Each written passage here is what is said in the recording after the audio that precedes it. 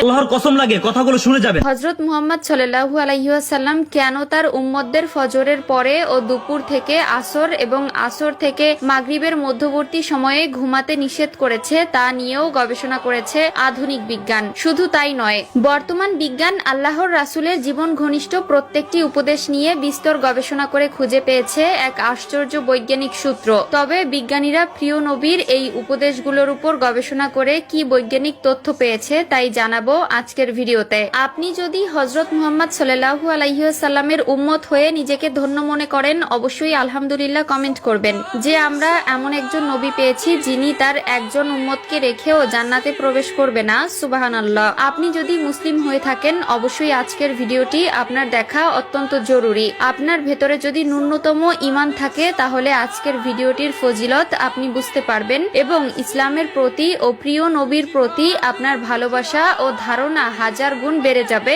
ইনশাআল্লাহ। একটি স্বাস্থ্যবিজ্ঞান ও মনোবিজ্ঞান প্রিয় নবীর প্রত্যেকটি কথাই সত্য প্রমাণ করেছে। আমাদের মধ্যে যাদের দিনে ঘুমানোর অভ্যাস আছে তারা অবশ্যই ভিডিওটি শেষ পর্যন্ত দেখে যাবেন, হয়তো আপনার উপকারে আসতে পারে। বর্তমান বিজ্ঞান প্রিয় নবী হযরত মুহাম্মদ সাল্লাল্লাহু আলাইহি ওয়াসাল্লামের সুন্নতের ব্যাপারে বিস্তর গবেষণা করে তারা অনেক কিছু আবিষ্কার করেছে। রাসূলুল্লাহ সাল্লাল্লাহু আলাইহি ওয়াসাল্লাম বলেছেন, তোমরা ফজরের নামাজের পরে ইশরাকের ওয়াক্ত পর্যন্ত কখনোই ঘুমাবে না এবং আসর এবং মাগরিবের মধ্যবর্তী সময়ে কখনোই ঘুমাবে না। শুধু তাই নয়, মাগরিবের পর থেকে এশার ওয়াক্ত পর্যন্ত কখনোই ঘুমাবে না। প্রিয় নবীর এই উপদেশটি আমাদের জন্য কতটা কল্যাণকর সেটাই এখন জানার বিষয়। বর্তমান চিকিৎসা বিজ্ঞান গবেষণা করেছে যে আল্লাহর রাসূল এই বিশেষ সময়ে কেন ঘুমাতে নিষেধ করেছেন। বিজ্ঞান গবেষণা করে আবিষ্কার করেছে যে ফজর ও ইশরাকের মধ্যবর্তী সময়ে পৃথিবীর বায়ুমণ্ডলে অক্সিজেনের পরিমাণ খুবই কম থাকে। এই সময় ঘুমালে আমাদের শরীর ভারী হয়ে যায়, আমরা ধীরে ধীরে খিটখিটে মেজাজের হয়ে যাই।